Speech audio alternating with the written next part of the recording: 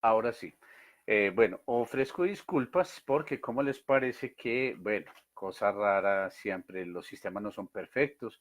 Agradezco su comprensión, me salí de manera temporal, pero aquí estoy con ustedes, retomando otra vez este tema que tanto nos concierne. Ivonne Serna, muchas gracias por esperar. Ya debe estar que se une también nuestro amigo Johan Upegui, mi hijo. Ya lo iba a saludar y también a nuestro amigo de la gente de Talu, ¿cierto? Tranqui. Sí, sí, siempre se desespera uno bastante, pero aquí estamos, ¿ok? Eh, Les contaba entonces, Luis Eduardo, ¿qué tal, hermano? Ivonne Serna, muchas gracias. Bueno, Skype sí continúa y lo mismo para Instagram. Por aquí tengo la gente de Skype.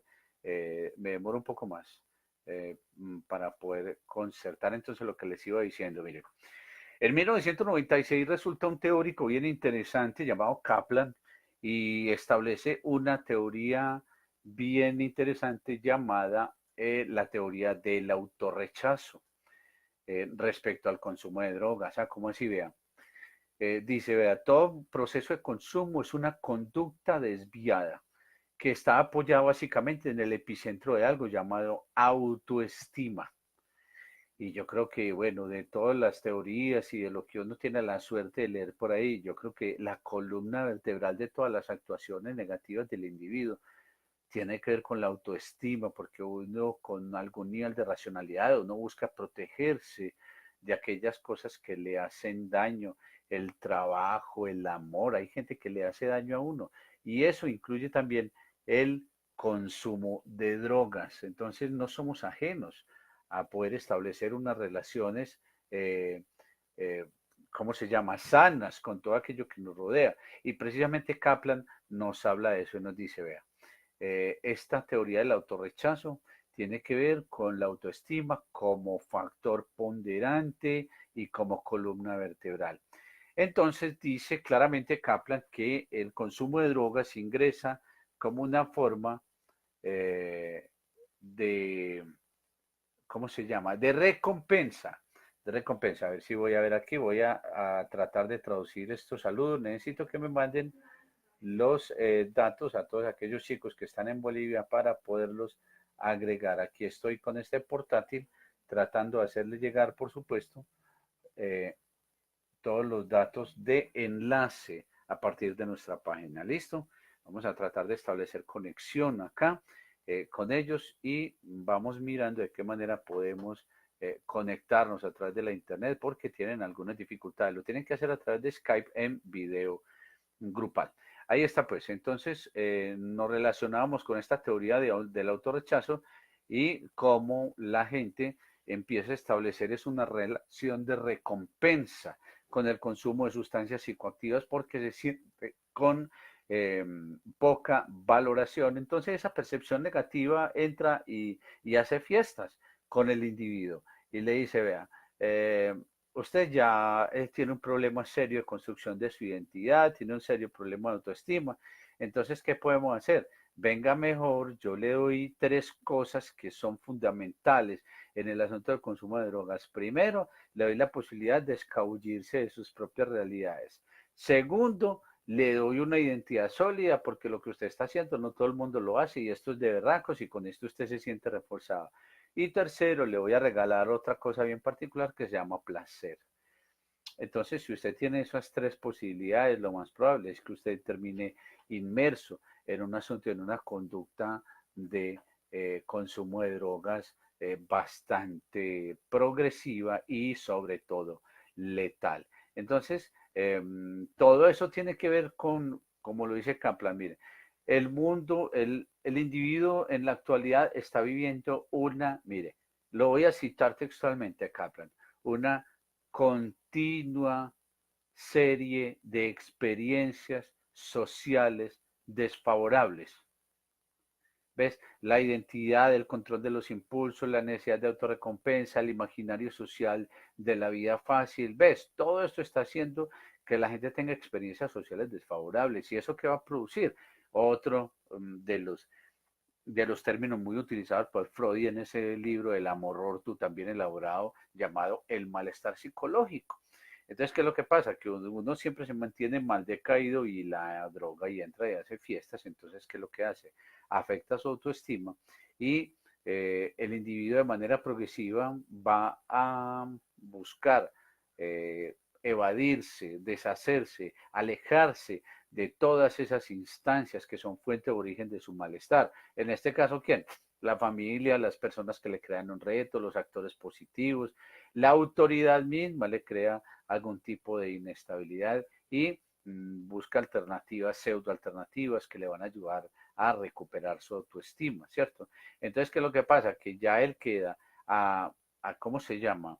A la deriva de un poco de síntomas sociales que no puede soportar y respaldado por algunos elementos que son accesibilidad a las sustancias, ¿cierto? A las drogas ¿cómo se llama? De consumo, ¿cierto? A las sustancias psicoactivas. Entonces, tiene acceso, ¿ves? Está alejado de los grupos de pares positivos, ¿ves? Tiene la necesidad de recompensa.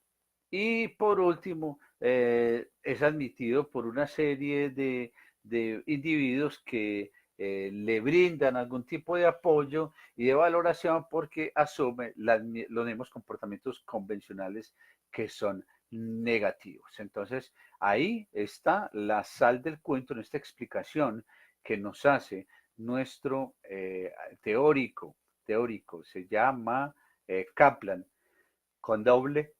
A ver, Kaplan en 1996 nos hace esta postulación que es muy, muy interesante.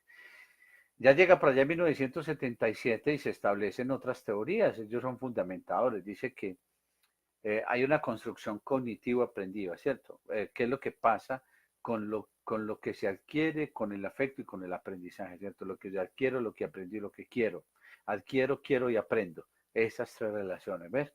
Y cómo eso se vuelve una especie de contraproducción, sí, contraproduce el compromiso, el apego y la buena relación interpersonal o intrapersonal, en cualquiera de las dos, porque no solamente se resquebraja el individuo, sino su capacidad de valoración interna. Esto hace que se genere una especie de conflicto en todas estas relaciones y le recuerdo también a nuestra gente, a la gente que está en Bolivia, que estos programas quedan todos colgados en la página de YouTube, también lo pueden adquirir hasta ahí, lo pueden visualizar y también lo pueden, ¿cómo se llama? Observar a través de mi página de ProSer, ¿ok?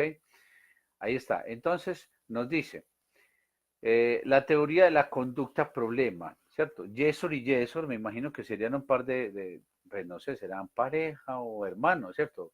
Para allá en 1977 dice, mire, eh, la conducta problema de todos los individuos es una conducta que nosotros le llamamos problema porque es indeseable, ¿cierto?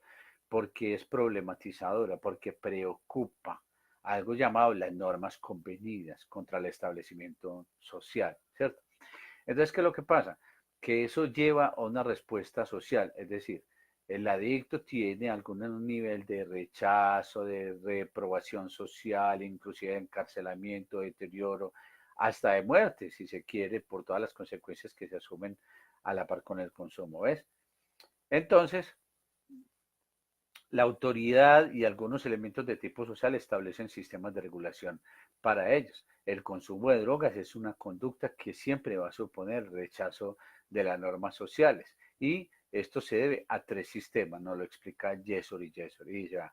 Primero, lo rechazamos porque forma parte de una estructura de personalidad que no es la adecuada para poder interrelacionarse en una sociedad, ¿ves? Segundo, porque esto afecta el ambiente, porque si una gran mayoría y nosotros no queremos saber nada del consumo de drogas, porque tú nos quieres imponer tu cultura, entonces tiene que ver también con lo ambiental y como con esa especie de sesgo y control continuo social donde se ejerce el asunto del consumo. Y lo tercero, la conducta.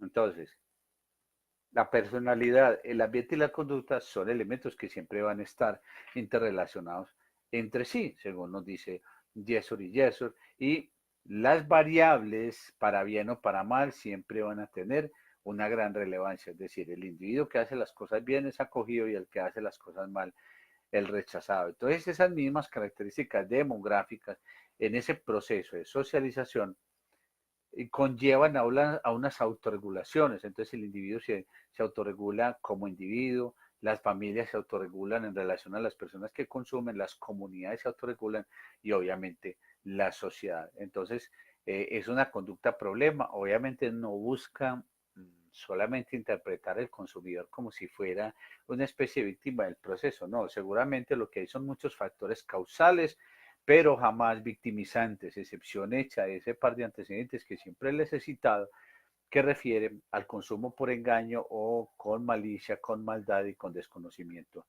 del otro. ¿Ves? Ya en 1987, Houghton y Bowis, en 1987, ya lo cité, nos dicen algo, y es que hay algo muy claro, que existe también una teoría de los clústeres, ¿cierto? O el juego de pares de los roles, y es que sobre ellos la variable que más tiene que ver, y entonces vea, el individuo va en un proceso de adaptación de tipo social cuando tiene sus contactos con la escuela, con el colegio, con el bachillerato, ¿ves? Siempre hay un continuo reto social y lo que ellos teóricos dicen es que la gran influencia tiene que ver también en cómo ese niño, ese individuo o esa niña se interrelaciona con esos pares que son consumidores, que siempre están buscando adoctrinar y desacomodar el establecimiento de la norma tal y como está inferida, no solamente por el colegio, por la comunidad, porque de esa forma ellos se alimentan y logran generar una especie de reto continuo de la norma en todas sus instancias. Entonces, para ellos es un triunfo poder responder de manera desafiante a esas normas y a esos controles. Entonces, esas variables y esa estructura social tienen una especie de visibilización de esa inadecuada. Entonces, el niño o la niña tiene una inadecuada relación con lo convencional, es decir, con la autoridad, con el colegio, con la conducta sana, con el comportamiento adecuado. Y hay un resquebrajamiento a nivel interior de su propia autoestima. Entonces, estos grupos se vuelven, ¿cómo se llama? Influencias que lo malean, lo moldean de forma directa e indirecta hasta que lo vinculan a sus propias características de consumo.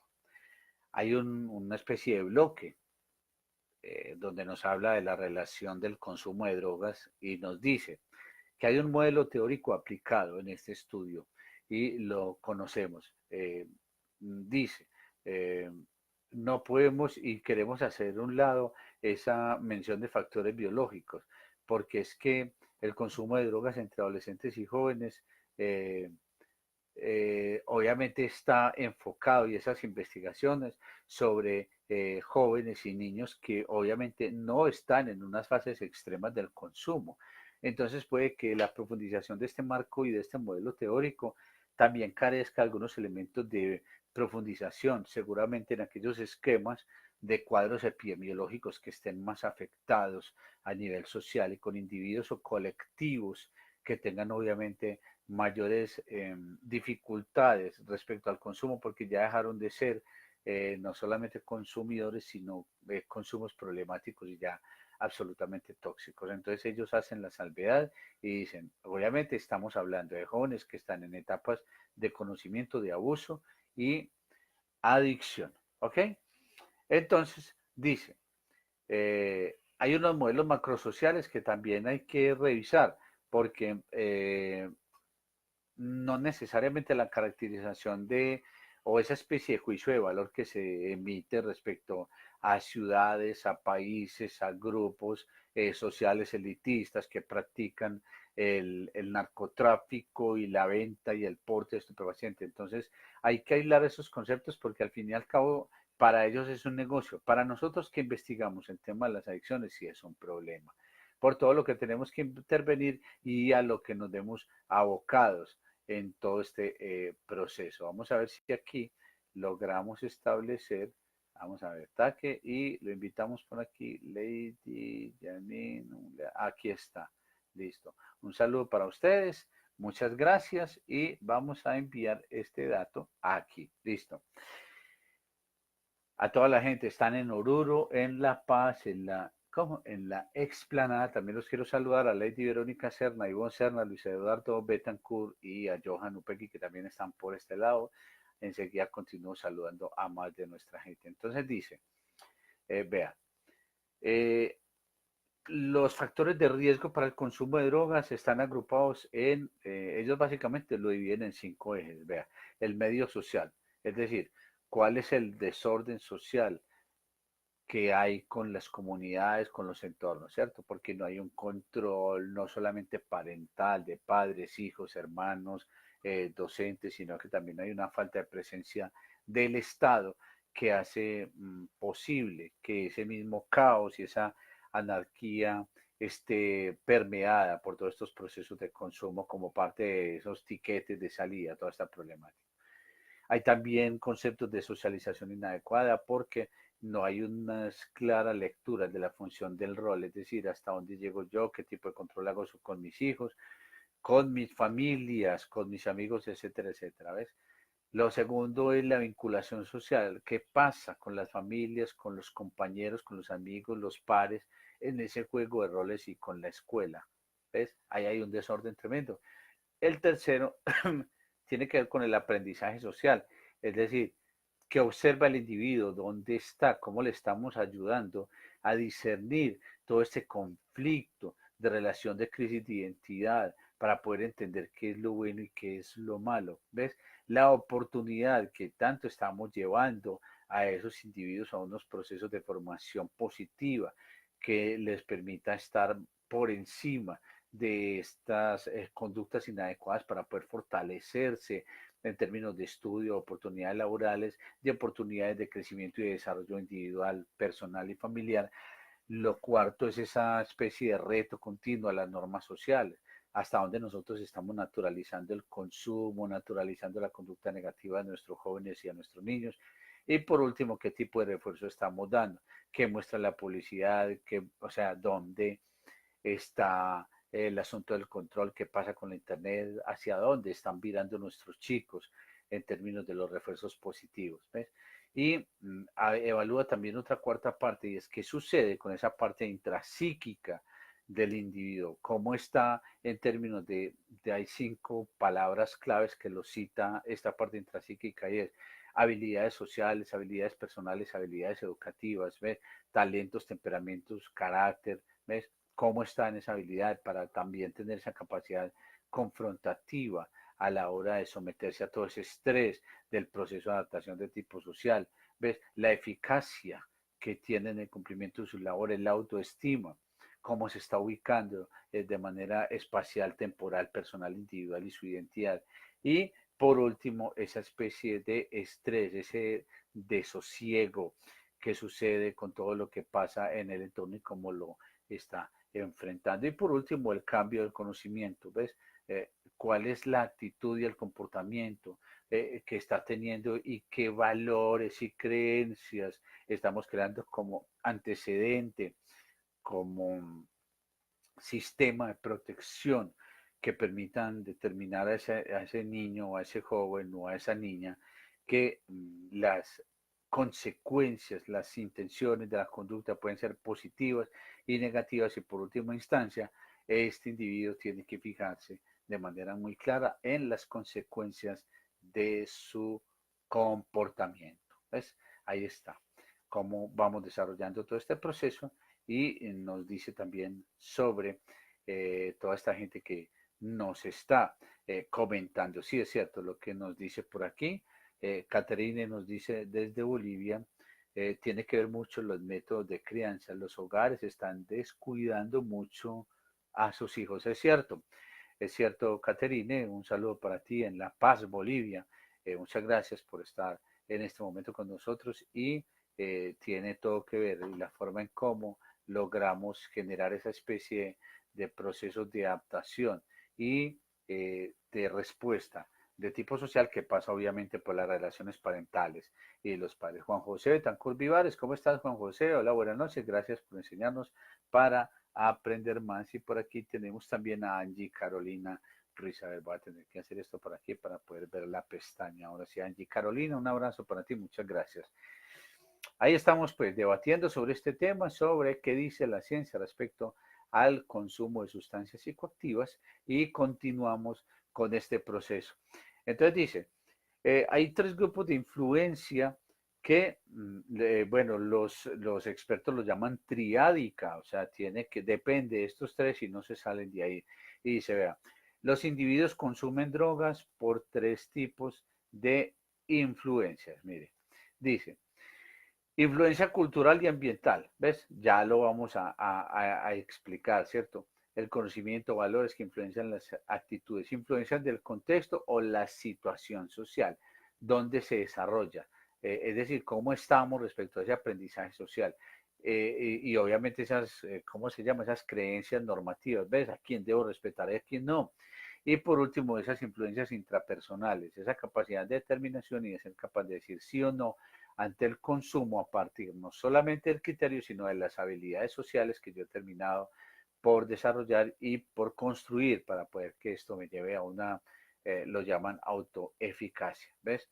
Entonces nos dice, eh, esto, el resultado de todo esto tiene que ver con intenciones y con decisiones.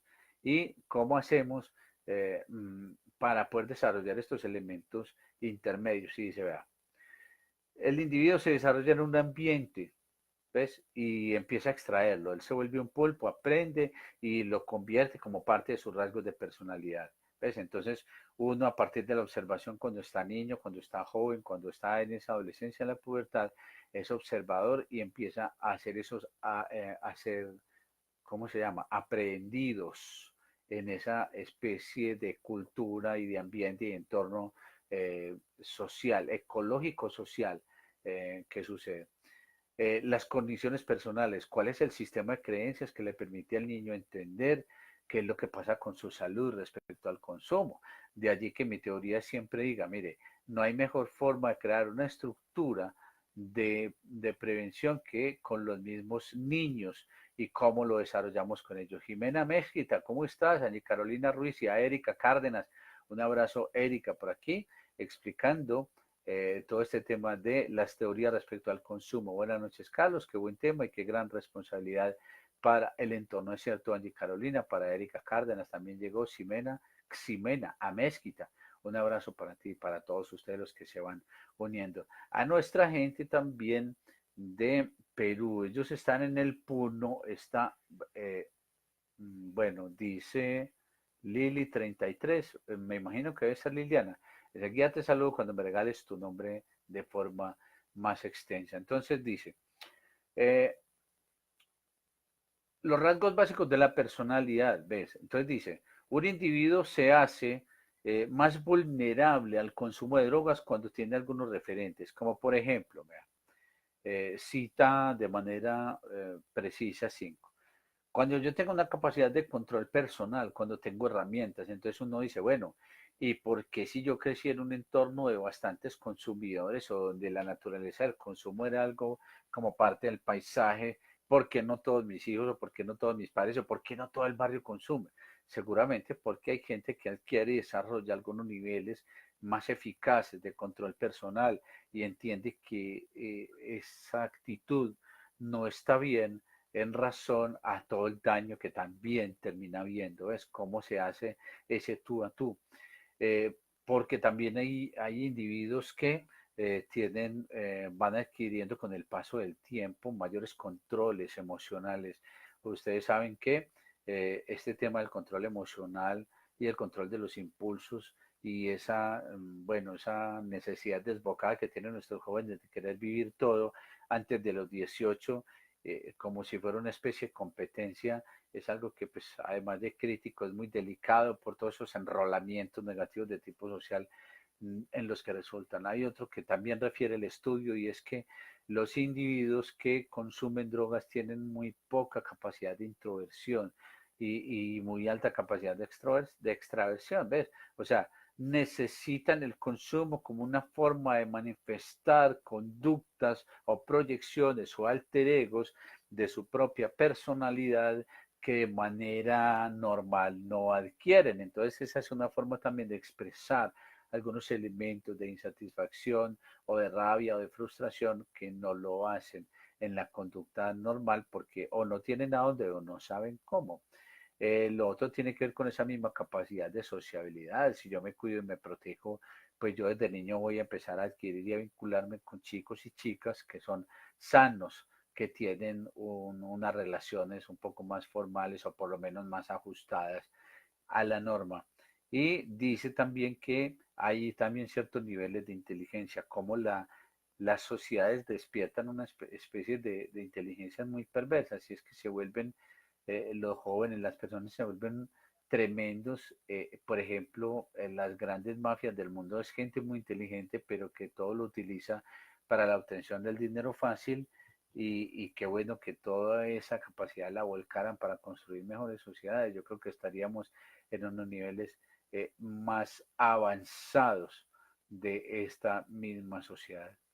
Dice que hay algunos, Hansen bueno, Calafati y Amengual, algunos estudiosos dicen que el mismo proceso de crecimiento tiene un comportamiento biológico y que está muy establecido y que casi que conversa con todas las tipologías de los consumidores. Es decir, ellos alegan que hay ciertas dificultades en el sistema de recompensas que hace que los individuos se adhieran con mayor facilidad a determinadas conductas, a determinadas edades y que además de ello adquieran conductas recurrentes, progresivas y nocivas porque su naturaleza biológica no adquiere algunos niveles de recompensa adecuados. ¿Ves? Entonces dice también que eh, el consumo, de hecho el consumo de alcohol recibe una atención especial en los estudios porque se considera el alcohol como la droga más peligrosa y lo que ellos llaman la droga puente para poder llegar a los demás consumos. Obviamente también interpretamos el asunto del cigarrillo, pero casi siempre el cigarrillo llega después del alcohol. No se cumple estrictamente, pero casi siempre sucede en una gran mayoría de las veces. Entonces dice que, por ejemplo, respecto al consumo de alcohol, dice que sujetos entrevistados entre los 14 y los 20 años, el 71.7 muestra una inclinación tremenda a naturalizar el consumo de alcohol como parte de lo que está establecido de forma social. Entonces mire cómo las culturas se van moviendo también y las sociedades en una especie de naturalización del consumo. ¿Ves? Y dice también esas tendencias de consumo que hay una especie de diseño longitudinal, es decir, no solamente estamos teniendo dos problemas, y es primero que empiezan más temprano y segundo que lo hacen de manera más compulsiva, de forma exponencial y progresiva. Entonces, por ejemplo, hace 50 años usted empezaba desde los 21 a consumir alcohol y seguramente su naturaleza no rebasaba algún grado de función. Bueno, los borrachitos han existido toda la vida, pero no había unas implicaciones de tipo social o de la misma enfermedad o el mismo proceso tan deteriorante, ¿cierto? Porque aquí sucede una cosa distinta y es que el problema no es solamente qué sustancia hay, sino con cuántas más se puede mezclar. Entonces ahí tenemos algunas diferencias.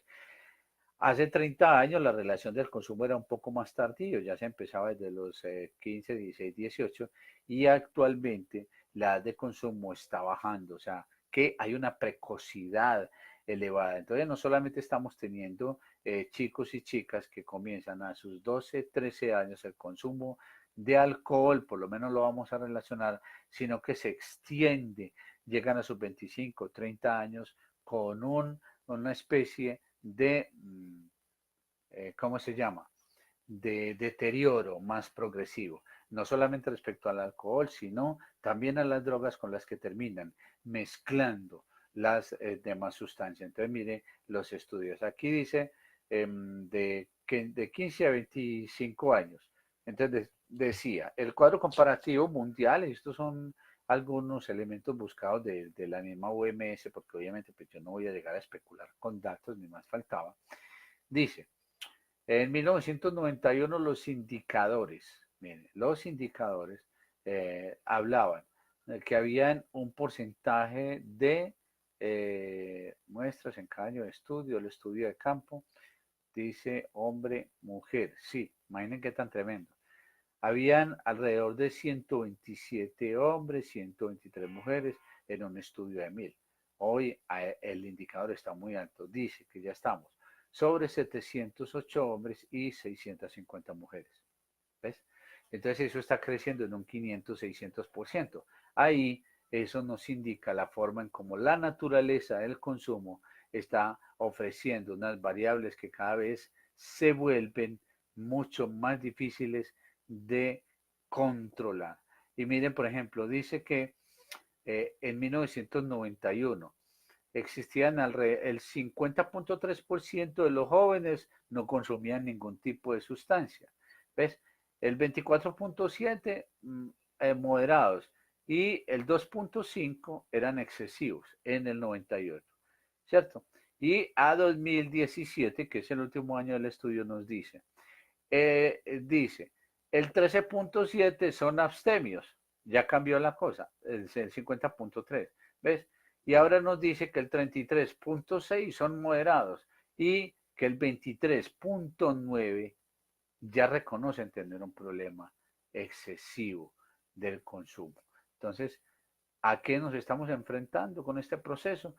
Mire cómo estos cuadros poblacionales nos representan unas estadísticas que se vuelven absolutamente aterradoras para poder elaborar y engullir y poder confrontar estas necesidades que tienen las mismas sociedades de regularse a través de estas prácticas del consumo y cómo las mismas estadísticas nos llevan a unos factores de eh, de casi delincuencia negativo, adverso contra la sociedad. Entonces dice, lo que la gente y lo que la sociedad aprueba y desaprueba. ¿Ves? Entonces dice, vea, eh, dice por ejemplo, la gente reconoce que en estado de consumo ha llegado ¿cómo se llama? A no pagar productos para su consumo. ¿Ves? Entonces, eso es lo que nosotros llamaríamos como el volarse. ¿Ves? Entonces, cómo ya estas actitudes están rayando la delincuencia. El 0.6 reconoce haberse ido de bares sin pagarse. ¿Ves?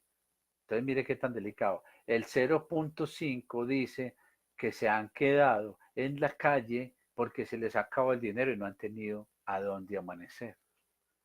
Miren lo delicado, que es que uno no lee esos síntomas y quién sabe cuántas estadísticas de delincuencia o de homicidios en las ciudades pasan alrededor de precisamente este descontrol de el consumo de sustancias, no solamente del alcohol, sino de todo lo que son sustancias psicoactivas. Entonces dicen, por ejemplo, algunos para poder consumir el 0.4 dicen que han falsificado notas, firmas y cosas de los colegios y de las escuelas porque se han ido de farra. Entonces, ¿cómo hacen todo el entramado delincuencial para evadir la responsabilidad que les ha representado no asistir por quedarse cierto, en este asunto de los carnavales y el consumo de drogas? Mire, falsificar notas, ¿ves? Tener esa especie de mentira y cómo arman toda esa estrategia para que ni el profesor ni los padres se den cuenta que en realidad estuvieron en problemas por consumo.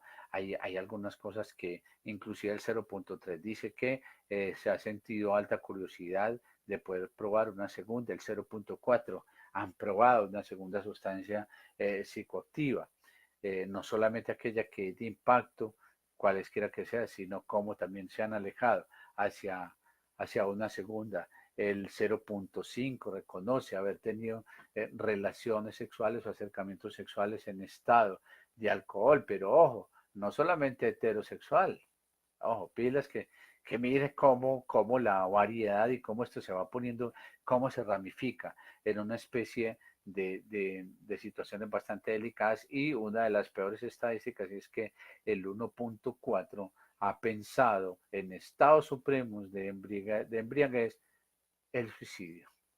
Y quién sabe cuántos lo han hecho. en ese estado. Entonces mire que como las tablas y las estadísticas nos empiezan a arrojar una especie de tipología del consumidor que no solamente están asociadas al consumidor, sino cómo afectan la familia. Entonces hay 18 como especie de reforzadores, donde los individuos quedan inmersos. Vean, usted tiene problemas relacionados con la construcción de su identidad y de su amor propio, ¿ves? Entonces usted, las películas, la gente, los amigos le dicen que fumar o que beber da identidad y que usted ya tiene un criterio de tipo social, ¿cierto? La incitación al consumo de drogas por parte de los amigos llega también como otra forma. El alternar como si fuera una especie de salto de un mundo hacia otro por la curiosidad y por toda esa especie de bagaje que me va a dar de posicionamiento social con los amigos, porque yo soy el más probón, el más berraco, el más teso, el que es más capaz de interactuar, ¿cierto? Lo otro es atribuirle efectos positivos a la sustancia o efectos mágicos. Que vea, cuando yo bebo, cuando yo consumo, yo me vuelvo y yo me transformo, ¿ves? Entonces ahí hay otra cosa. Hay otro que tiene que ver con esa aprobación del uso de sustancias psicoactivas y yo que tanto veo como parte de esa naturaleza el poder mmm, consumirlas e interactuar con ellas porque soy mejor que los demás. Hay un par de cosas que son muy claras y muy acentuadas y es que indiscutiblemente el consumidor siempre va a tener malas relaciones familiares y unas malas relaciones de autoridad con los docentes. ¿Ves? Cuando no existe una capacidad de subordinación, el individuo reclina hacia conductas que son negativas.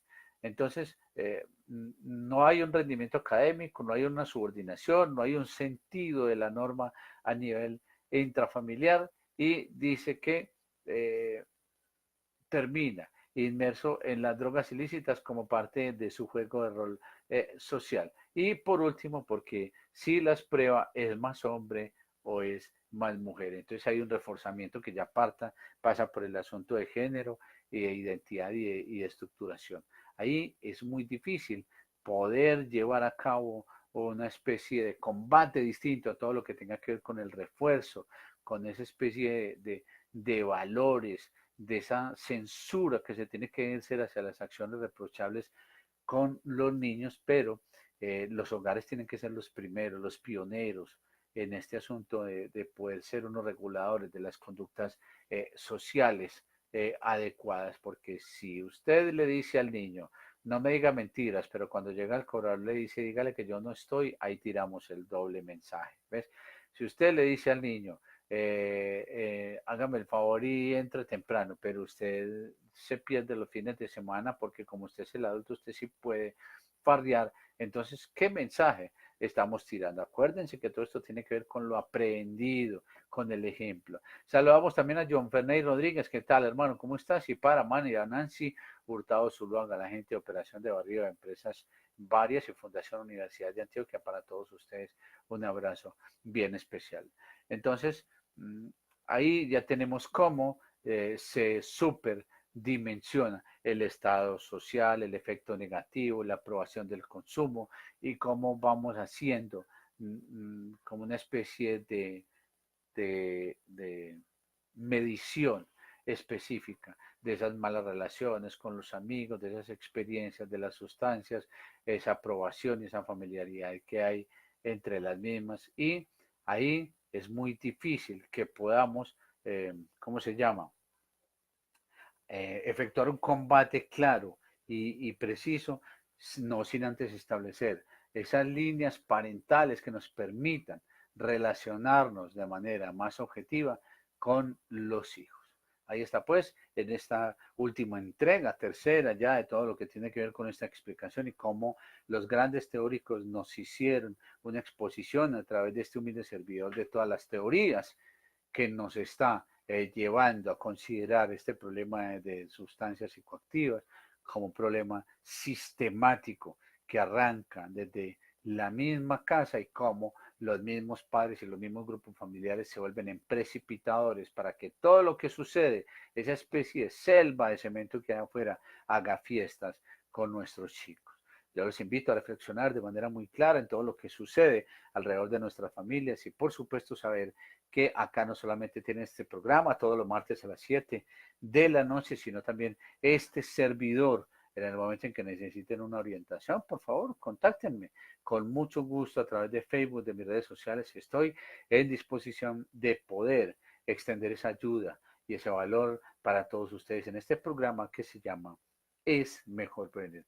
Todos los martes a las 7 de la noche agradezco de manera encarecida a toda nuestra gente, a los chicos de Bolivia y de Perú, del Puno de Oruro, para ellos, para Liliana, para Jimena, para Caterine también un abrazo, porque yo sé que ellos hacen mucha fuerza con la transmisión, para Lady Verónica Serna también está aquí, para Luis, para Almacén Moda, bueno, ¿quién será?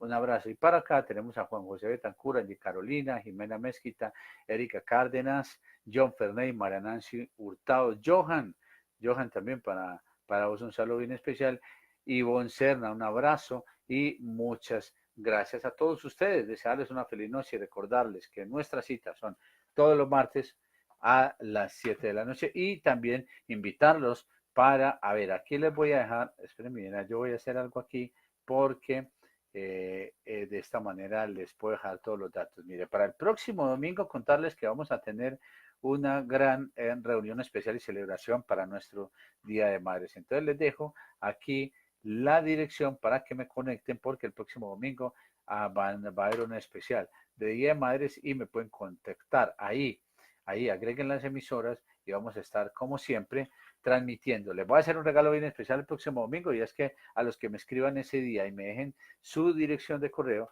les voy a hacer llegar 200 baladas, 100 en inglés y 100 en español, no solamente para nuestros oyentes, sino para todas las mamás que nos estén escuchando. Se despide sin más, deseando una feliz noche a todos ustedes. Yo soy Carlos Upegui, trabajador social, director de la Corporación Procer. Por su atención, muchas gracias. Permiso.